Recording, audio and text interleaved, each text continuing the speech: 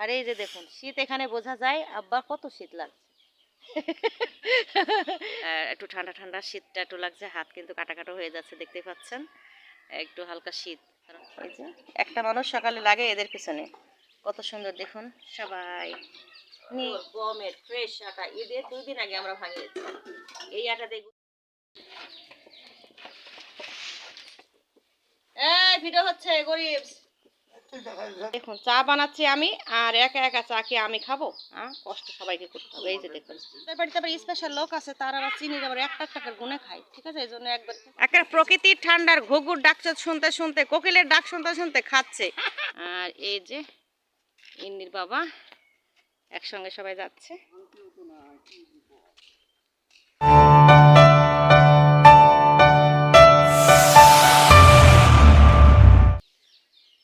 আসসালামু আলাইকুম, সবাইকে শুভ সকাল এবং ঈদ মোবারক। এই যে সকালে ঘুম থেকে উঠে পড়েছি, সবাই কিন্তু ঘুমিয়ে আছে, ঘুমিয়ে নেই, সবাই জাগনা আছে, কিন্তু উঠতে হয়েছে আমাকে। ওরা কিন্তু শুয়ে শুয়ে সব মানে কি বলবো মোবাইল দেখছে। আর আজকের আকাশের আবহাওয়া কিন্তু খুবই খারাপ, মেঘাচ্ছন্ন সব কিছু। আর আজকেও জানি না বৃষ্টি হবে কিনা। তে শুভ সকালের পরেও সবাইকে আবারও ঈদ মোবারক। আজকে ঈদের পরের দিন। এই যে দেখুন ঘুম থেকে উঠে দেখি আম্মা ছোটোখাটো কাজগুলো করে নিয়েছে, আস্তে আস্তে করে উঠান ঝাড়ু দিয়েছে, এখন একটু হালকা পাতলা সুস্থ। আর বাদ বাকি কাজগুলো আস্তে আস্তে করছে। আর আব্বার মজা দেখেন, আব্বা কি করছে। এই যে আব্বা কি করছেন? বসে আছেন। এই যে নতুন পাঞ্জাবি পরে মনে করেন 1 ঘন্টাও রাখেনি। কালকে ঈদ কেমন কাটলো আব্বা? খুব ভালো কাটছে। সুস্থ ছিলেন তো? আর এই যে দেখুন শীত এখানে বোঝা যায় আব্বা কত শীত লাগছে। আব্বা আর এই যে মেন কোট গুলো ছাড়বে না শীতের জন্য, দেখুন কি শীতের। যাই হোক ঈদের পরের দিন সবাই শুয়ে থাকলে, এই যে মুরব্বী মানুষ কখনো শুয়ে থাকতে পারে না, উঠে ব্রাশ করে এখানে বসে আছে। এখন রান্না বান্নার প্রস্তুতি নিতে হবে, রান্না বান্নার জন্য কুকিং তো উঠেই পড়েছে। তে ঈদ সবাই কেমন কাটালেন, কেমন কাটলো, কে কেমনভাবে ঈদে ঘুরতে গেলেন, সবাইকে দেখছি সবাই সুন্দরভাবে ঈদে ঘুরে বেড়াচ্ছেন, খুব আনন্দ হয়েছে তাই না? আসলে পবিত্র মায়ের রমজান শেষে যে ঈদ উল ফিতরের যে একটা ঈদ আসে, ঠিক আছে? এই যে আমি হালকা পাতলা একটা ঈদের ড্রেস নিয়ে নিয়েছি, এটা আমার ভাই দিয়েছে আমাকে। আপনাদের ভাইয়া 3টা ড্রেস দিয়েছে, আর এটা হচ্ছে আমার ভাইয়ের উপহার। তো ভাই যেহেতু আমাকে উপহার দিয়েছে, আর ঈদের দিনে ড্রেসটা না পরলে মনে করেন মন খারাপ করে, এজন্য প্রত্যেকটা ঈদেই আমাকে একটা করে ড্রেস দেয়। আর সেই ড্রেসটা যেমনই হোক না কেন ওর সামনে পড়তে হবে। তাই কালকে আমি এই ড্রেসটা, আমার ভাইয়ের দেওয়া ড্রেস, পরেছি। খুশি হয়েছে, যেটাই হোক না কেন আমাকে একটা অন্তত ড্রেস দেওয়ার চেষ্টা করে, আমার ছেলে মেয়েকে দেয়। তো সে সূত্রে মনে করেন আমাকে প্রত্যেকটা ঈদে ওর ড্রেসটা আগে পরতে হয়, পরে আমাকে ঈদটা কাটাতে হয়। ভালোও লাগে, খুশিও লাগে যে ভাইয়ের দেওয়া এখন পর্যন্ত কিছু না হলেও গায়ে জড়িয়ে থাকি। আর মনে করেন একটু ঠান্ডা ঠান্ডা শীতটা একটু লাগছে, হাত কিন্তু কাটা কাটা হয়ে যাচ্ছে দেখতে পাচ্ছেন, একটু হালকা শীত। কারণ এই যে চারিদিকে দেখুন, এই যে অন্ধকার। আর সকালে ঘুম থেকে উঠেই ফ্রেশ হলাম, ব্রাশ টাশ করেছি, বাচ্চা কাচ্চা এখনও ঘুমিয়ে আছে। আজকে সব বাড়ি থেকে আমার ভাইয়ের বউ তার মায়ের বাড়ি যাবে, আমার মেয়ে আপনাদের ভাইয়া তার মায়ের বাড়ি যাবে, আর থাকবো আমি আর আমার আব্বা আম্মা আর আমার ছেলে। তো সকালবেলায় ভাবলাম যে মাংস অনেক আছে, খিচুড়ি আছে অনেক, মানে রান্নাবান্না সব আছে। তে ভাবছি যে রুটি বানিয়ে দেবো। তে আবার ভাবলাম যে সব কিছু বের করে আম্মা রেডি করছে যে চাউলের রুটি মাংসের সাথে বানাবো। তারপর আবার প্রত্যেকটা রুমে থেকে নিষেধাজ্ঞা আসছে এবং বলছে যে চাউলের রুটি আজকে খাবো না, সবার পেটে সমস্যা হয়ে যাবে, প্রচণ্ড পরিমাণ গ্যাস। সেই সাথে আজকে ওরা খেতে চাচ্ছে যে গমের রুটির সঙ্গে মাংস থাকবে আর অন্যান্য জিনিস দিয়ে আমাদের সকালে ওরা খেয়ে চলে যাবে। বাদ বাকি দুপুরের দিকে আমরা যেটা রান্না করার চেষ্টা করব আমাদের 4 জনের জন্য, সেটা হালকা পাতলা রান্না করব। বাবা, এই উগ্র খাবারগুলো, স্পাইসি খাবারগুলো কিন্তু খেলে এখন একটু সমস্যা হয়ে যাবে, কারণ রোজা রাখার পরে যতটা নর্মাল খেয়ে কয়েক দেড় দিন কাটানো যায় ততটাই কিন্তু শরীরের স্বাস্থ্য ভালো থাকবে, মন মানসিকতা ভালো থাকবে। আর সেই সাথে তো আমাকে সবসময় সুস্থ থাকতেই হবে। তে ধরেন আজকে আমি সকালের নাস্তায় বানাবো মাংস রুটি, দেশি গমের ফুলকো ফুলকো একেবারে ফুলকো ফুলকো রুটি। আম্মা সব রেডি করে রেখে দিয়েছে।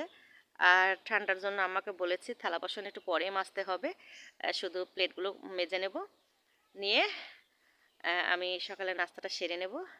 তো কার কেমন ঈদ কাটলো আর কেমন আনন্দে সবাই ঈদ কাটিয়েছেন, আশা করছি সবাই অনেক ভালো ঈদ কাটিয়েছেন।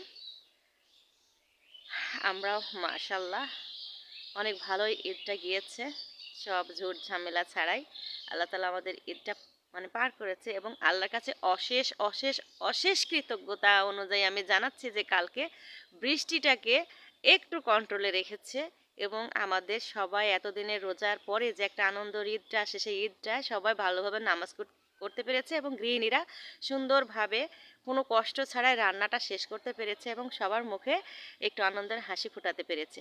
ঠিক আছে, এই জন্য আল্লাহর কাছে বিশেষভাবে আমি কৃতজ্ঞতা জানাচ্ছি এবং অনেক ধন্যবাদ জানাচ্ছি আল্লাহকে, যে আল্লাহ আমাদেরকে সুন্দর একটা ঠান্ডা পরিবেশ নিয়ে ঈদটা করা তৌফিক দান করেছেন। আমিন, এখানে আমিন বলতেই হবে।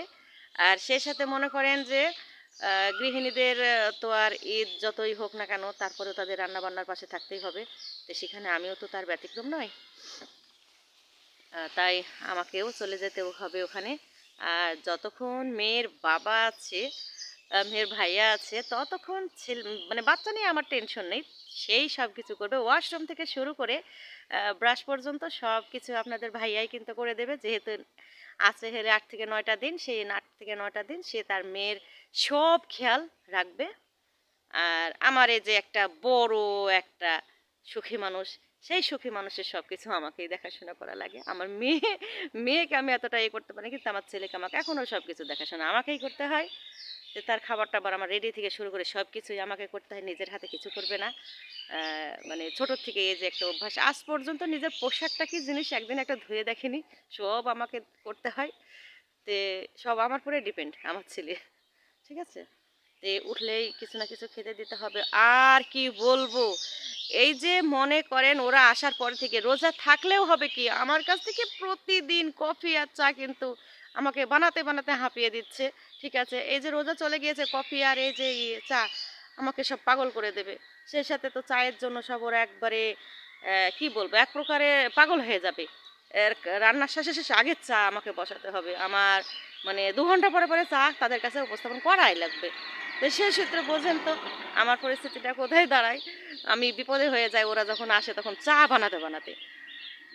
তে সব কিছু মিলে আমরা অনেক ভালো ঈদ কাটিয়েছি, আপনারাও কাটিয়েছেন। চলুন দেখি গৃহিণীরা যারা কিন্তু এখনও বসে পড়েছেন রান্নাবান্নার জায়গায়, আমি গিয়ে বসবো। আর দেখুন চারিদিকে পাখির ডাক, কিচিরমিচির ডাকটা এত মজা লাগে।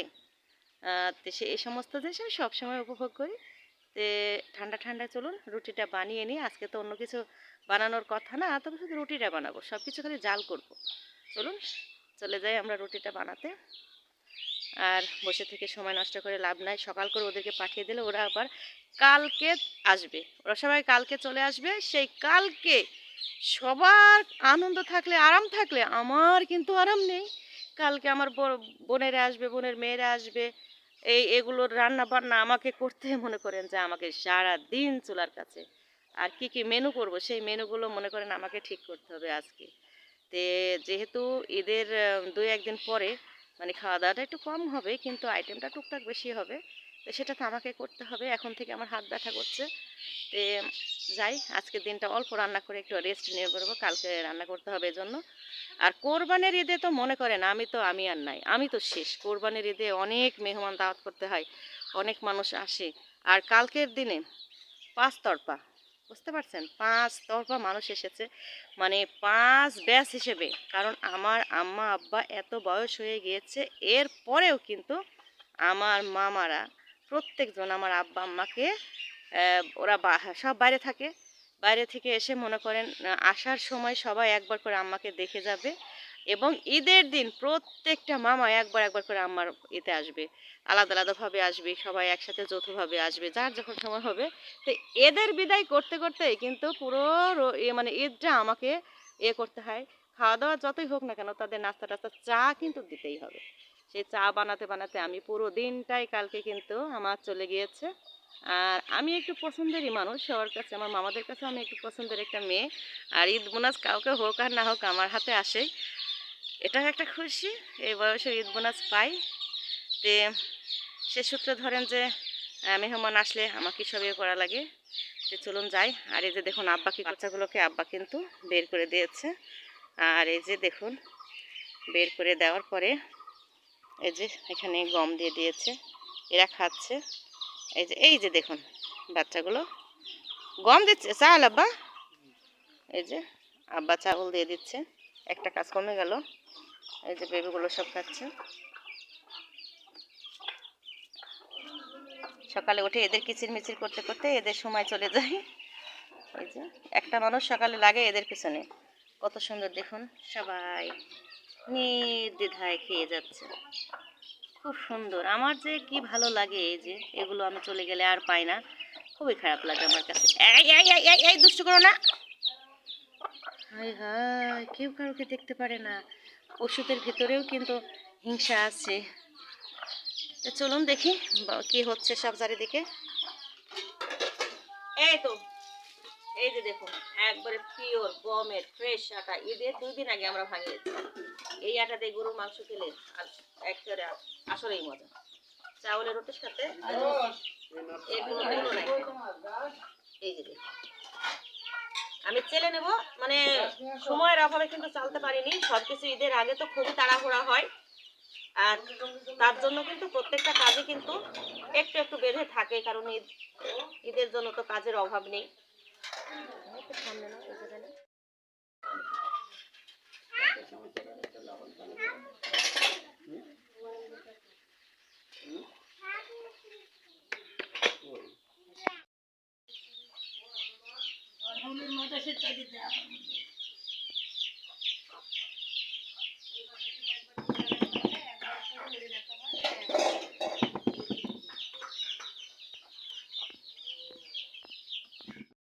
আমি চেলে নিয়েছি, যেহেতু বাসায় মেলা মানুষ তাই আজকে মেলায় রুটি বানাতে হবে। এই যে চেলে নিলাম।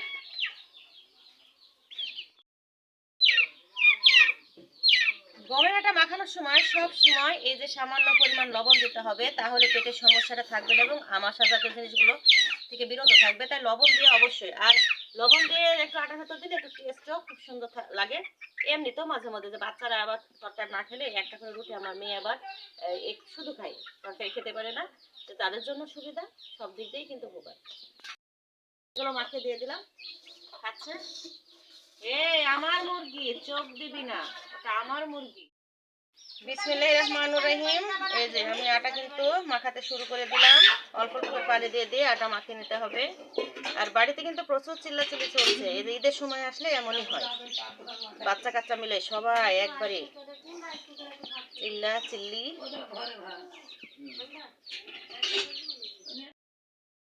এই তো আমার আটা কিন্তু মাখানো অলরেডি শেষ পর্যায়ে, একবারে সুন্দর করে ক্লিন করে মেখে নেবো একবারে।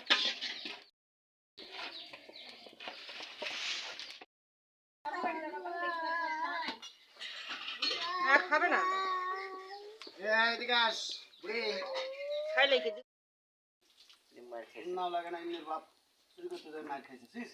এই যে দেখতেই পাচ্ছেন ফুলকো ফুলকো রুটি। আর এই যে দেখো ওদিকে সব গরিব গুলো খাচ্ছে। এই যে গরিব, এই ভিডিও হচ্ছে গরিব, দেখুন এই জায়গায় খাইয়ে দিয়েছি রুটির সঙ্গে গরুর মাংস। মাংস একটু মজা ছিল, মানে জাল দিতে যে মাংসটা হয় সেই মাংসটা কিন্তু খুব টেস্ট হয়। রুটি দিয়ে খুব মজা করে খেয়েছি। এবার এই যে চা বানাবো, চায়ের জন্য সবাই বসে আছে। এই রোজা শেষ, এখন চায়ের শুধু চা আর চা, আমাকে খালি চা বানাতে হবে। এই যে দিয়ে দিলাম। দেখুন চা বানাচ্ছি আমি, আর একা একা চা কি আমি খাবো? কষ্ট সবাইকে করতে হবে। এই যে দেখুন, এই যে দেখুন, এই যে সুন্দরভাবে এগুলো পরিষ্কার করে নিচ্ছে আপনার ভাইয়া, এটা ধুয়ে নেবে। এবার আমি চাটা বানিয়ে নিই। এমনি কোথায় যাবা? দাদির বাড়ি। গোসল করবা না? করবা? সাজগুজ করবা? নতুন ড্রেস পরবা?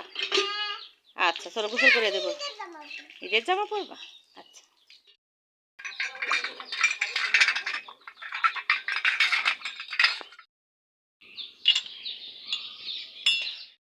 তো অলরেডি ফুটতে শুরু করে দিয়েছে, আদা সব কিছু দিয়েছি, মশলা চা বানিয়ে নিলাম। আর এই যে আপনাদের ভাইয়া খুব সুন্দর করে আমাকে এগুলো রেডি করে দিচ্ছে। আমরা সবাই গাছের নিচে বসে চা খাবো, অসাধারণ অভিজ্ঞতা হবে। এই যে একে একে সবার চা কিন্তু রেডি হচ্ছে, রেডি হচ্ছে চা। বড় মানুষদেরকে একটু বেশি বেশি দিয়ে দিব, ছোটদেরকে অল্প অল্প, কারণ আমাদের বড় মানুষের চেয়ে ছোটগুলা বেশি জ্বালাতন। এমনির একেবারে চোখ কম। ও চায়ে হবে না, আবার কফি? ওরে বাবারে, এই দেখুন। আর শোভনের চায়ে চা চিনি দিব না, ওইখানে যাই।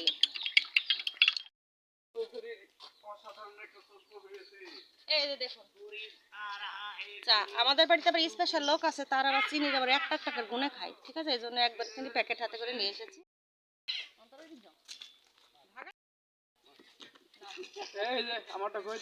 চালাক কত শোভন, শোভন চালাক কত, যেটা বড় সেটা নিয়ে নিচ্ছে। এখন এই যে এই দিয়ে আপনার চিনি দিয়ে নিতে হবে। নেড়ে নি একটু।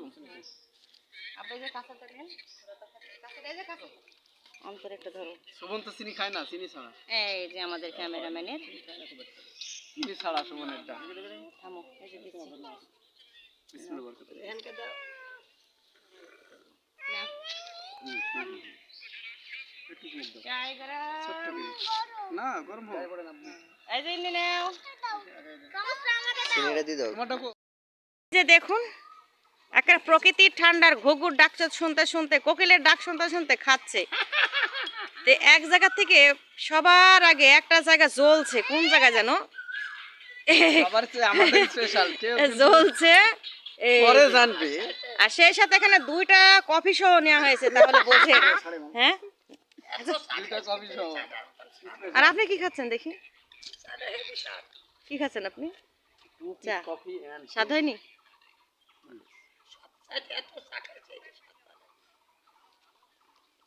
মানে পানিটা অনেকক্ষণ ধরে জাল হয়েছে তো থুই দিচ্ছে, আমরা যতক্ষণ খাইলাম। এই যে আব্বা খাচ্ছে।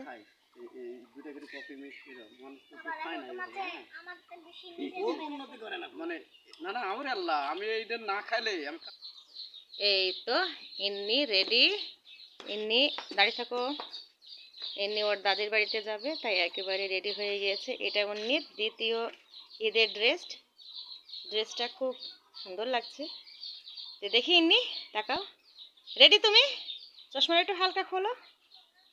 ওরে বাবা, মাথায় এতগুলো দিয়েছো ক্লিপ, খুব সুন্দর দেখাচ্ছে। যে বাপ বেটি কিন্তু রেডি হয়ে গিয়েছে। আর দেখুন তো ইন্নি কেমন লাগছে, দেখি ইন্নি দাঁড়াও, একটু চশমা খুলবা, ভালো বেশি করে খোলো, বেশি করে খোলো। এই যে দেখুন ইন্নি রেডি হয়ে গিয়েছে, তাদের বাড়ি যাবে। আর এই যে ইন্নির বাবা, একসঙ্গে সবাই যাচ্ছে।